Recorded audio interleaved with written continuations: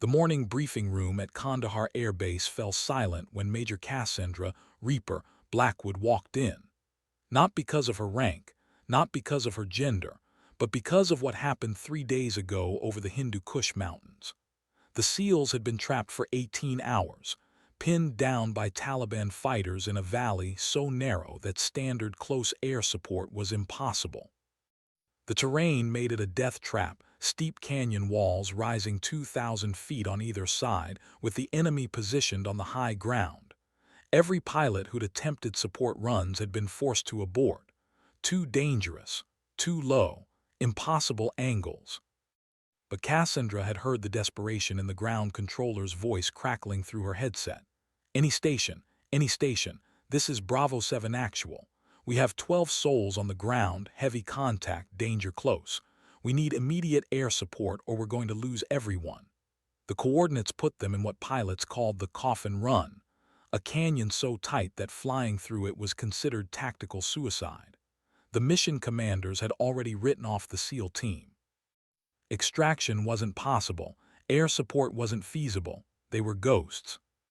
That's when Cassandra keyed her radio with those 4 words that would echo through military aviation history: Reaper 2-1 inbound. The air traffic controller's response was immediate and sharp. Negative, Reaper 2-1. Area is declared no-fly. Terrain advisory in effect. But she was already banking her. Thunderbolt II toward the mountains, the twin engines of her Warthog growling like a predator sensing wounded prey. The aircraft's titanium bathtub cockpit wrapped around her like armor as she dropped to 500 feet, then 300, then lower. What happened next defied everything the Air Force taught about minimum safe altitudes. Cassandra threaded her 30-foot wingspan through a canyon barely 60 feet wide at points, her wingtips clearing the jagged rock faces by mere feet. The Taliban fighters never saw her coming until the GAU-8 Avenger cannon unleashed its devastating 30 rounds, each shell the size of a beer bottle, fired at nearly 4,000 rounds per minute. The distinctive BRRRT sound of the cannon echoed off the canyon walls like thunder trapped in stone. 12 Navy SEALs went home to their families that night because a female Air Force major did what everyone said was impossible. But now, sitting in this briefing room, Cassandra could feel the weight of their stares. Some held admiration, others held skepticism. Most held the same question that had been whispered through the base for 3 days. How did she survive that run? The operations officer cleared his throat and activated the wall-mounted display. Satellite imagery of the Hindu Kush filled the screen, showing the canyon where 12 American warriors had faced certain death. Colonel Marcus Reed, the wing commander, stepped forward with the bearing of a man who'd seen too many young pilots die attempting impossible missions. His weathered face showed the kind of respect earned through blood and aviation fuel, but his eyes held something else, a mixture of awe and concern that Cassandra had seen before.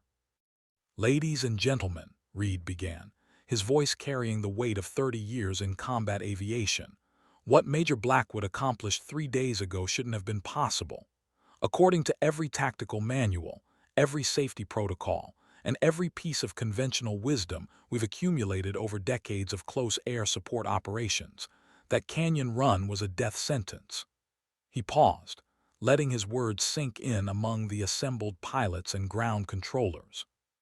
The minimum safe altitude for that terrain is 1,500 feet.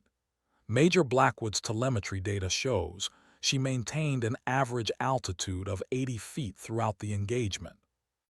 A younger pilot in the back row, Lieutenant Jake Morrison, call sign Hotshot, shifted uncomfortably in his seat.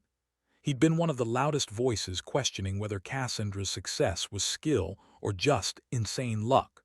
Morrison had graduated top of his class from pilot training, accumulated more flight hours than any other lieutenant on base, and carried himself with the swagger of someone who believed his own press releases. But 3 days ago, when the SEALs were dying in that canyon, Morrison had been the first pilot to declare the mission impossible and request permission to abort. The angle of attack required to maintain controlled flight at that altitude while simultaneously engaging targets on elevated terrain, should have resulted in immediate terrain impact.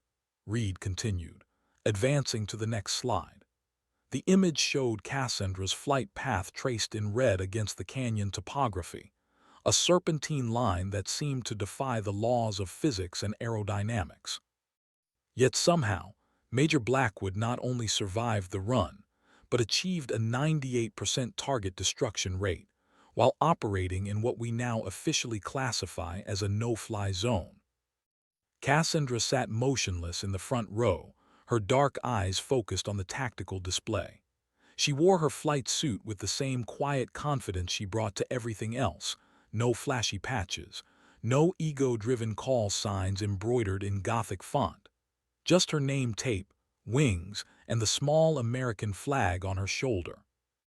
Her auburn hair was pulled back in a regulation bun, and the only indication of the stress she'd endured 3 days ago was a barely visible tremor in her left hand, a tremor that only appeared when she was completely still.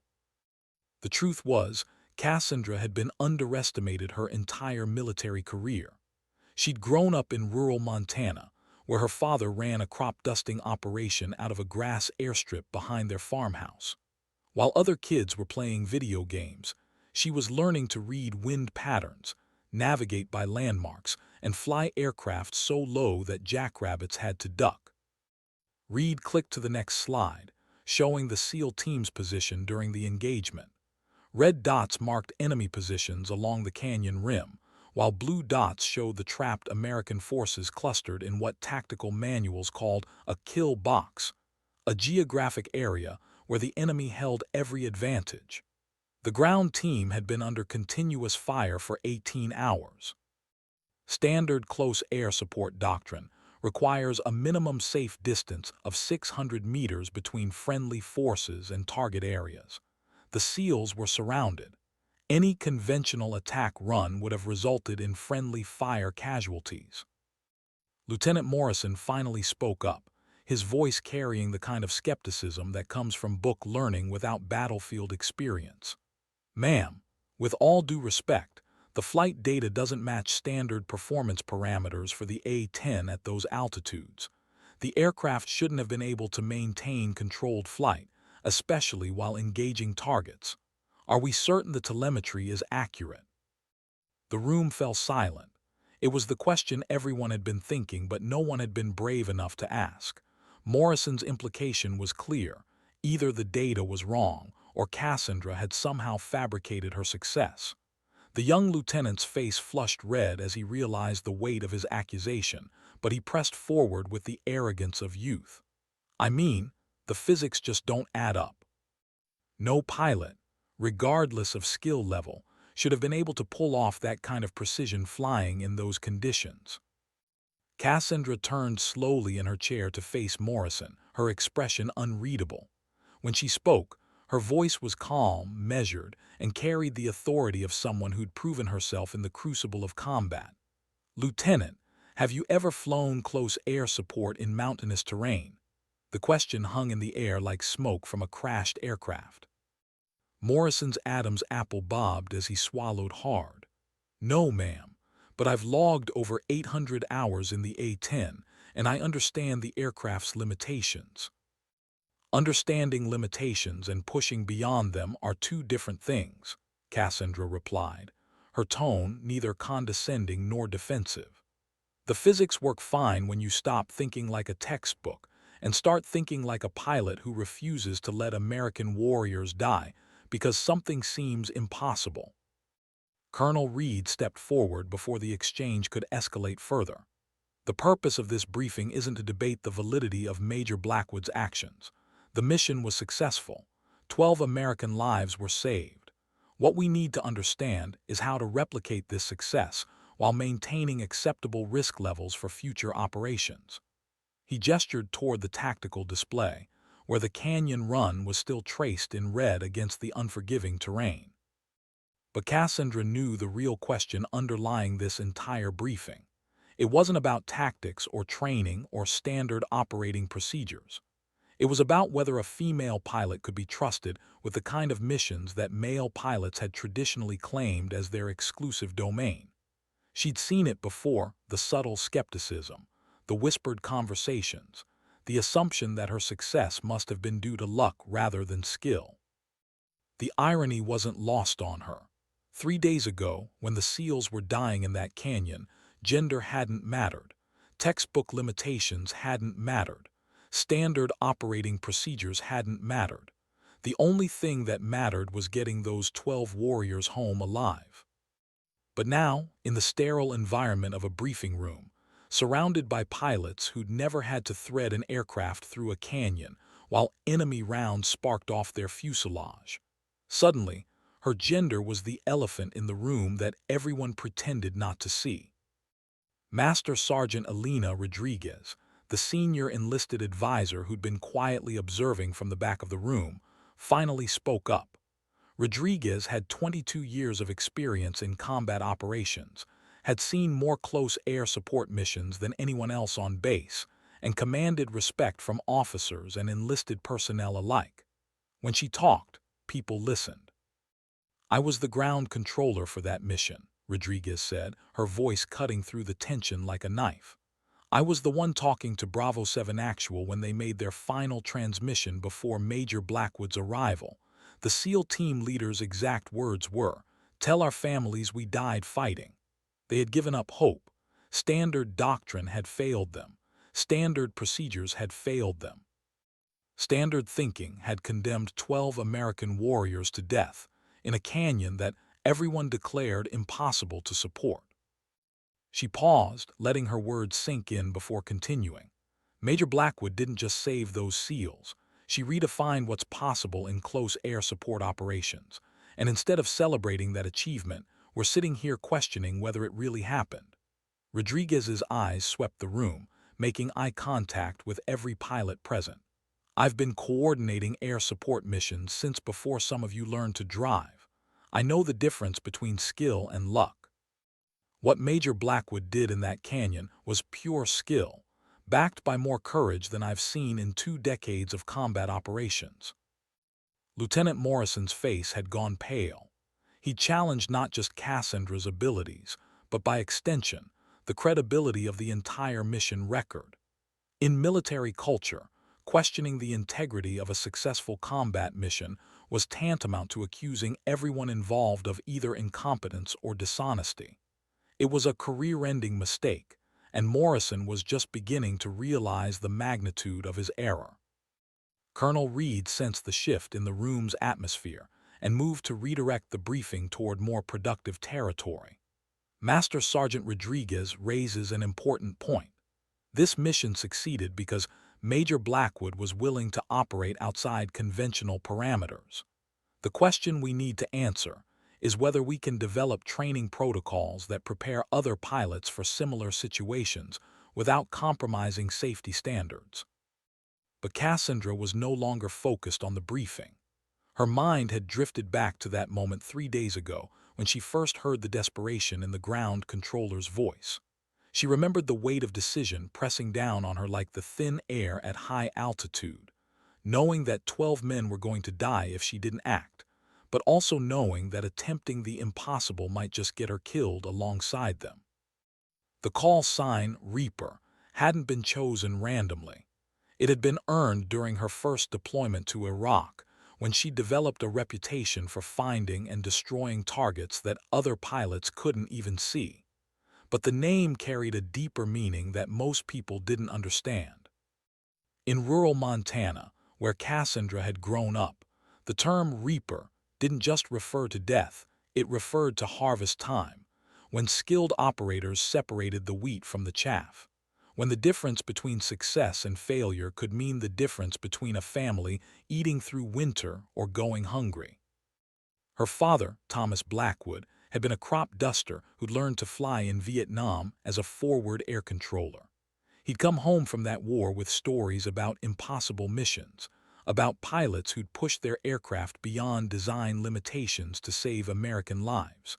Thomas had never directly taught his daughter to be reckless, but he'd taught her something more valuable. He taught her to see possibilities where others saw only limitations.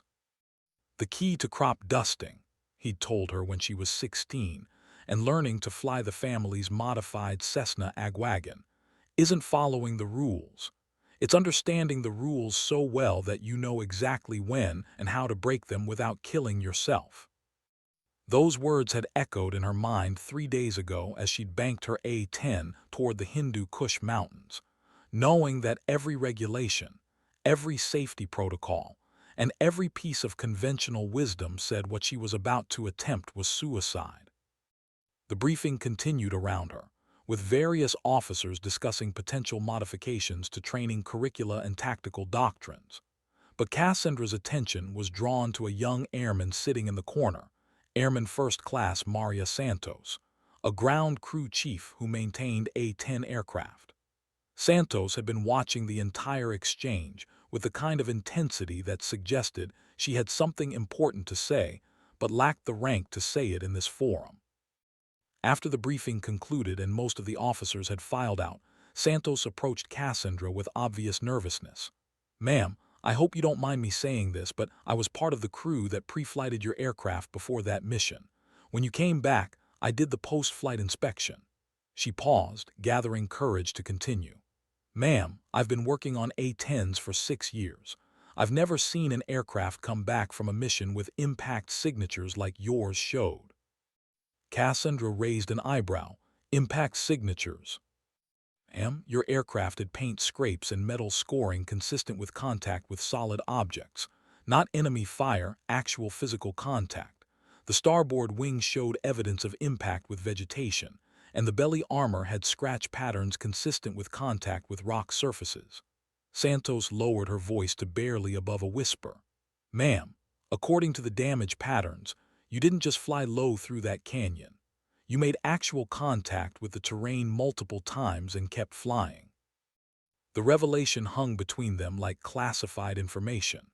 What Santos was describing shouldn't have been survivable. A-10 aircraft were tough, designed to absorb tremendous amounts of battle damage and keep flying, but scraping against canyon walls while maintaining controlled flight was beyond the aircraft's design parameters. It suggested that Cassandra's canyon run had been even more impossible than anyone realized. "Airman Santos," Cassandra said carefully, "I trust you haven't shared this observation with anyone else." "No, ma'am. I documented everything in my maintenance log, but I haven't discussed it with anyone. I wanted to talk to you first." Santos hesitated, then continued. "Ma'am, my brother is a Navy SEAL. He was deployed to a different area, but he heard about the mission through military channels. He said the SEAL community is calling you a guardian angel. They're saying you did something that shouldn't have been possible to save American lives." The weight of that statement settled on Cassandra like the G-forces she'd experienced pulling out of her attack runs 3 days ago. She'd always known that military aviation was about more than personal achievement or career advancement. It was about the sacred trust between aircrew and ground forces, the understanding that when Americans were in trouble, other Americans would move heaven and earth to bring them home. But Santos's revelation about the aircraft damage changed everything. It meant that her canyon run hadn't just been tactically impossible, it had been physically impossible. Somehow, she'd pushed her aircraft beyond its design limitations and survived. The question was whether she could do it again, or whether 3 days ago had been a one-time convergence of skill, luck, and divine intervention that would never be repeated. As Santos walked away, Cassandra remained alone in the empty briefing room, staring at the tactical display that still showed her flight path through the canyon. The red line traced across the screen looked so simple, so clean, like a computer simulation rather than a real-world mission where millimeters had separated success from catastrophic failure. She thought about the 12 SEALs who were alive because she'd refused to accept the word impossible. She thought about Lieutenant Morrison's skepticism and Master Sergeant Rodriguez's defense. She thought about her father's lessons about knowing when to break the rules. But mostly, She thought about the responsibility that came with being the pilot who'd proven that impossible wasn't always impossible. 3 days later, the message came down through official channels. A new mission. Another SEAL team trapped in impossible terrain. Another canyon that standard doctrine declared a no-fly zone. Another group of American warriors who needed someone willing to attempt the impossible. The mission briefing was held in the same room where Lieutenant Morrison had questioned her abilities. This time, however, the atmosphere was different. Word of her success had spread throughout the military aviation community, and pilots from other squadrons had requested permission to observe the briefing. The room was packed with aviators who wanted to understand how Cassandra had accomplished the impossible. Colonel Reed stood at the front of the room with the same weathered expression he'd worn during the previous briefing, but there was something different in his eyes, a mixture of concern and anticipation that suggested he knew exactly what he was about to ask of his pilots.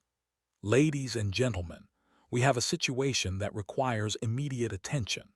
12 hours ago, a special operations team was inserted into the Tora Bora region to conduct a high-value target elimination mission. The operation was successful, but during extraction, their helicopter was shot down by enemy forces. The tactical display activated, showing satellite imagery of terrain that looked even more forbidding than the Hindu Kush Canyon, where Cassandra had made her reputation. Steep mountain faces rose nearly 3,000 feet on all sides, creating a natural fortress that had sheltered enemy forces for decades. The crashed helicopter was visible as a small black dot in the center of what appeared to be an impossibly narrow valley. 8 special operations personnel survived the crash and are currently taking defensive positions around the wreckage. Enemy forces are converging on their location from multiple directions. Standard extraction protocols are not feasible due to the terrain. The valley is too narrow for helicopter operations, and the surrounding peaks are beyond the operational ceiling for most of our rotary-wing aircraft. Reed clicked to the next slide, showing the mission parameters that every pilot in the room immediately recognized as a death sentence. The Special Operations Team has requested immediate close air support to break enemy contact and create a corridor for ground extraction. However, the valley dimensions make conventional air support impossible. The narrowest point is 48 feet wide. The widest point is 73 feet wide. The average altitude above sea level is 8,000 feet, with surrounding peaks reaching 12,000 feet. A collective murmur ran through the assembled pilots. What Reed was describing wasn't just difficult, it was beyond the realm of possibility. Flying through a canyon less than 50 feet wide, at high altitude where thin air reduced engine performance and control effectiveness, while engaging enemy targets positioned on elevated terrain, violated every safety protocol in military aviation. Lieutenant Morrison, who'd been notably quiet since his previous confrontation with Cassandra, raised his hand tentatively. "Sir, those dimensions are narrower than the Hindu Kush Canyon where Major Blackwood conducted her previous mission. Even if someone could successfully navigate the terrain once, attempting it again seems—" He paused, searching for diplomatic language. "It seems like an unacceptable risk." Reed nodded grimly. "You're absolutely correct, Lieutenant. Under normal circumstances, this mission would be declared impossible and the Special Operations Team would be considered lost. However, these are not normal circumstances." He looked directly at Cassandra, who sat in her customary position in the front row. "Major Blackwood, based on your previous success in similar terrain, you've been specifically requested by the Special Operations community to attempt this mission." The room fell silent. Every pilot present understood the implications of what Reed was saying. The Special Operations Forces, the most elite warriors in the American military, had specifically asked for Cassandra by name. It was an unprecedented honor, but it also meant that 8 American lives depended on her willingness to attempt something that everyone knew was impossible. Cassandra stood slowly, her movement drawing the attention of every person in the room. When she spoke, Her voice carried the quiet confidence that had become her trademark. "Sir, what's the timeline for enemy forces reaching the crash site?" Intelligence estimates suggest enemy fighters will reach the Special Operations Team's position within 6 hours. After that point, the team will be overrun and captured or killed. Reed's words hung in the air like a death sentence. And the weather forecast. Clear skies, light winds, excellent visibility. Weather conditions are optimal for flight operations. Reed paused, then added, "If flight operations were possible in that terrain." Cassandra nodded, already mentally calculating flight times, fuel requirements, and weapons loads. "Sir, I'll need 30 minutes to conduct mission planning and aircraft preparation. I can be airborne within an hour." The room erupted in whispered conversations as pilots discussed whether Cassandra was being heroic or suicidal. Lieutenant Morrison looked pale, as if he was beginning to understand the level of responsibility that came with military aviation. Master Sergeant Rodriguez, who'd been observing from her usual position in the back of the room, stepped forward. "Ma'am," Rodriguez said, addressing Cassandra directly, "I'll be your ground controller for this mission, same as last time." The statement carried weight beyond its simple words. Rodriguez was volunteering to stake her reputation and career on Cassandra's ability to accomplish the impossible twice. But Cassandra was already focused on the tactical display, studying the terrain features and enemy positions with the intensity of a surgeon examining a patient. The valley was indeed narrower than the Hindu Kush Canyon, but it also appeared to be shorter, less than 2 miles from entrance to the crash site.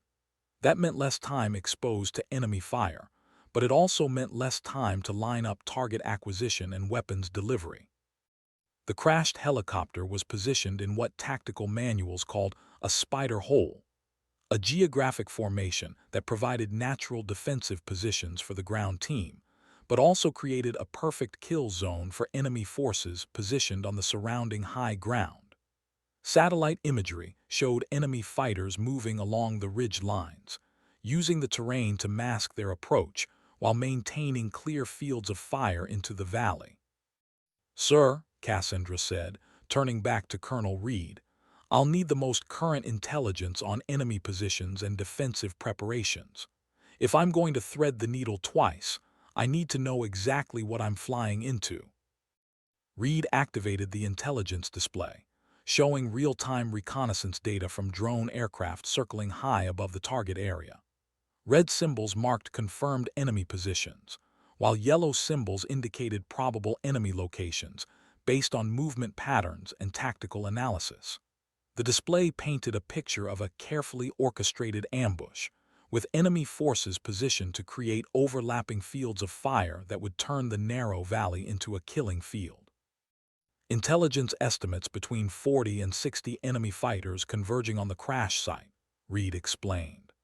They're armed with small arms, rocket-propelled grenades, and at least 2 crew-served weapons positioned on the eastern ridge line.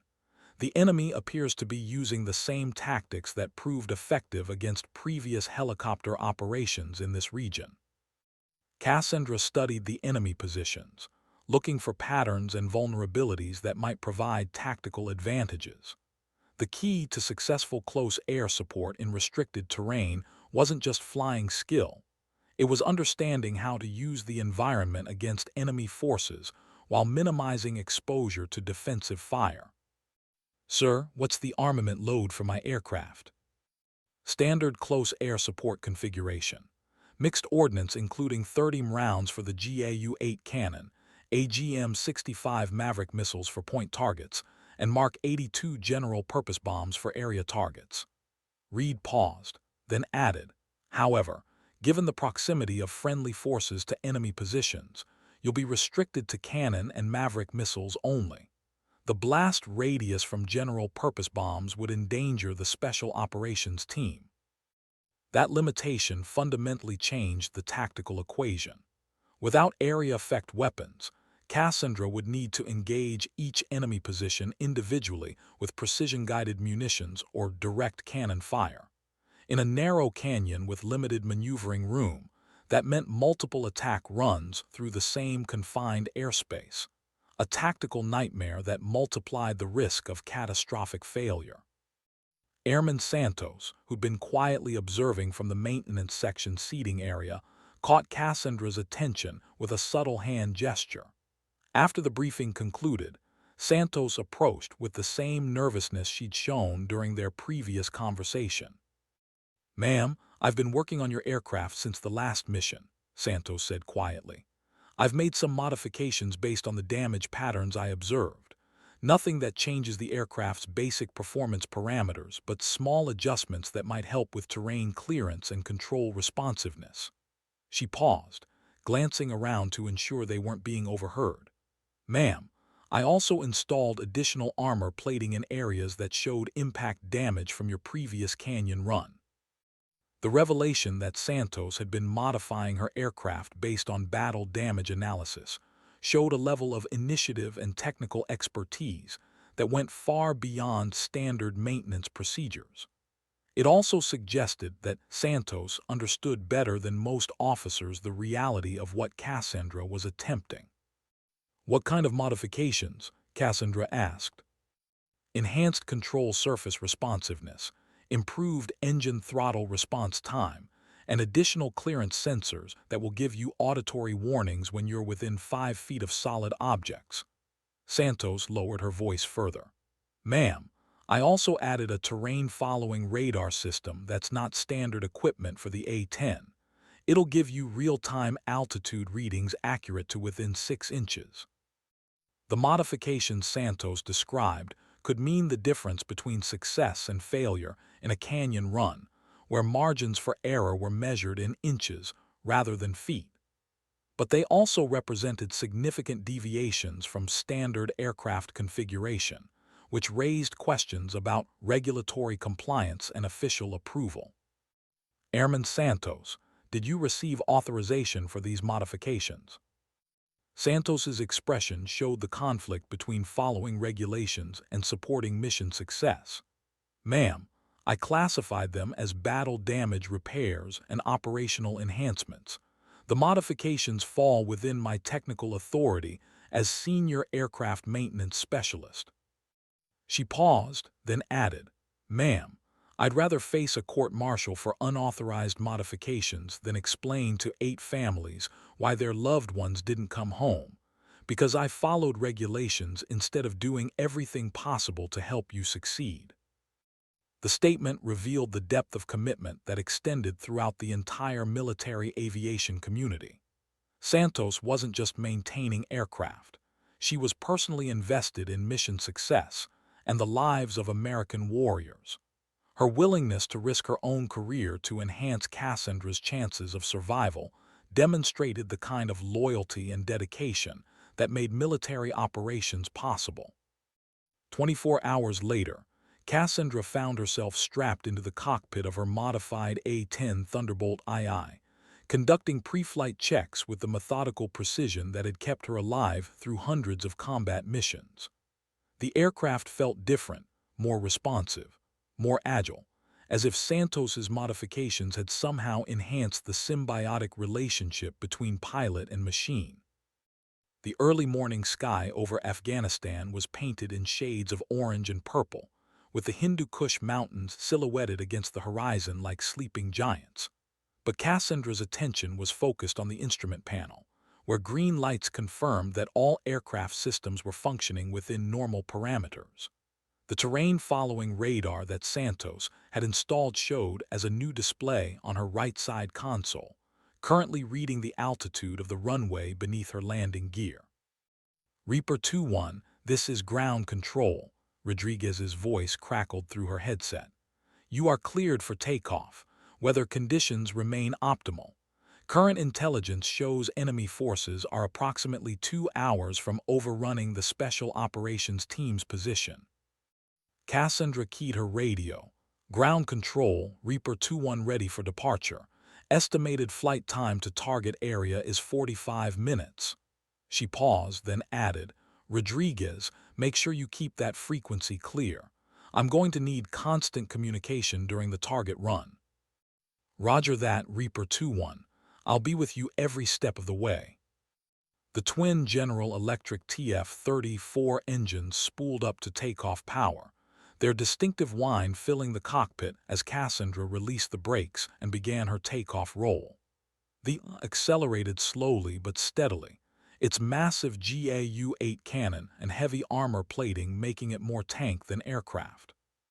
But as the landing gear retracted and the aircraft climbed away from Kandahar Air Base, Cassandra felt the familiar surge of confidence that came from flying one of the most survivable aircraft ever built. The flight to the target area passed quickly, with Cassandra using the time to review tactical approach options and rehearse the radio communication procedures that would coordinate her attack runs with the Special Operations Team's defensive positions. As the Tora Bora Mountains came into view, she could see smoke rising from the crash site, a thin black column that marked the location where 8 American warriors were making their final stand against overwhelming odds. Reaper 2-1, this is Grizzly 7 Actual, a new voice crackled through her headset. The call sign identified the Special Operations Team leader, a seasoned professional whose calm tone couldn't disguise the desperation of his situation. We have your aircraft in sight. Enemy forces are moving into final assault positions. We need immediate fire support on the eastern ridge line, coordinates to follow. Cassandra banked her aircraft toward the valley entrance, dropping to 500 feet as she approached the narrow canyon that everyone except her considered impossible to navigate. The terrain-following radar was already providing constant altitude readings, its digital display showing the rapidly changing distance between her aircraft and the unforgiving mountain terrain below. Grizzly 7 Actual, this is Reaper 2-1. I have your position marked and am beginning my approach run. Recommend you take cover and mark your defensive perimeter with smoke. She paused, then added, Grizzly 7, I'm going to thread the needle. Keep your heads down and trust me. What happened next would become the subject of military aviation legend, studied in tactical schools and whispered about in pilot-ready rooms around the world. Cassandra dropped her A-10 to an altitude that registered on the terrain-following radar as 12 feet above the canyon floor, her wingtips clearing the rock walls by margins so small that spectators would later swear she was scraping paint off the canyon sides. The enemy fighters positioned on the eastern ridge line never saw her coming until the GAU-8 cannon opened fire, its 30 depleted uranium rounds chewing through enemy positions like a chain saw through timber.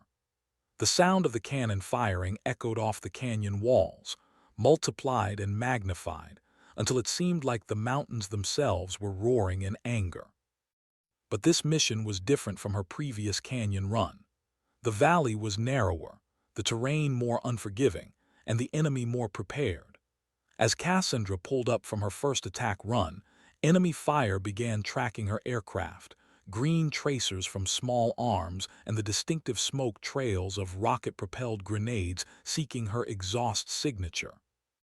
Taking fire from multiple positions, she reported calmly, even as her aircraft shuddered from impacts against the armored fuselage.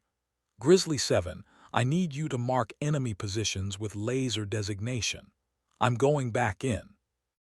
The second attack run was even more dangerous than the first. Enemy fighters had adjusted their positions and were now concentrating their fire at the canyon entrance, turning Cassandra's approach route into a gauntlet of bullets and explosives. But she pressed the attack, diving back into the canyon at an altitude so low that her jet exhaust was kicking up dust clouds from the valley floor. The AGM-65 Maverick missiles launched from her wing pylons with surgical precision, each one guided to its target by laser designation from the Special Operations Team below. Explosions rippled along the ridge lines as enemy positions disappeared in clouds of smoke and debris, but more fighters continued to appear, seemingly emerging from caves and hidden positions throughout the surrounding mountains.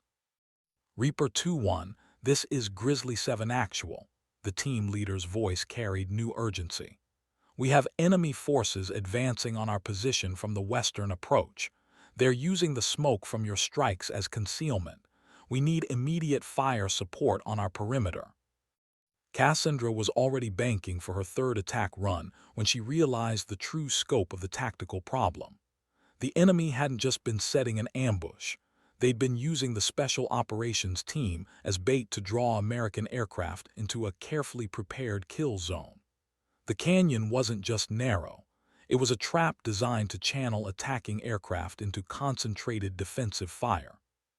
The terrain following radar was now showing constant warnings as she maneuvered through airspace that was barely wider than her aircraft's wingspan. Enemy fire was intensifying with each attack run, and she could feel the impacts against her aircraft's armored hull getting heavier and more frequent. But 8 American lives depended on her willingness to keep pressing the attack, no matter what the cost. "Rodriguez, this is Reaper 2-1, she called to her ground controller. "I need immediate intelligence update on enemy reinforcements. The situation down here is getting complicated." "Reaper 2-1, this is ground control," Rodriguez responded. "Satellite imagery shows additional enemy forces moving toward your location from multiple directions. You have approximately 15 minutes before enemy reinforcements make extraction impossible." 15 minutes, 8 American lives, a canyon barely wider than her aircraft, enemy fire intensifying with each attack run. The mathematics of survival were becoming increasingly unfavorable, but Cassandra had never been deterred by unfavorable odds. "Grizzly 7 Actual, this is Reaper 2-1, she called to the Special Operations Team. "I'm going to make one final attack run to suppress enemy positions around your perimeter. After that, you need to be ready for immediate extraction. Ground extraction team is en route to your location." "Roger, Reaper 2-1, we'll be ready." But as Cassandra lined up for what she intended to be her final attack run, the terrain following radar began showing readings that shouldn't have been possible. The canyon walls were closing in, not metaphorically, but literally. What had appeared on satellite imagery to be a straight valley was actually a series of hairpin turns and narrow passes that became progressively more restrictive as they approached the crash site. She was now flying through airspace that was less than 40 feet wide, with her wingtips clearing the canyon walls by distances measured in inches. The slightest miscalculation, the smallest gust of wind, or the briefest moment of inattention would result in catastrophic impact with the mountain walls. But she pressed forward, driven by the knowledge that 8 American warriors were counting on her to deliver them from certain death. The GAU-8 cannon fired continuously as she flew through the canyon, its 30 rounds destroying enemy positions and equipment with devastating effectiveness. But the enemy fire was also continuous now, with muzzle flashes visible on both sides of the canyon, as fighters emerged from concealed positions to engage her aircraft at point-blank range. "Taking heavy fire," she reported, her voice still calm despite the chaos surrounding her. "Aircraft systems showing multiple impacts, but all primary systems remain operational." What she didn't report was that,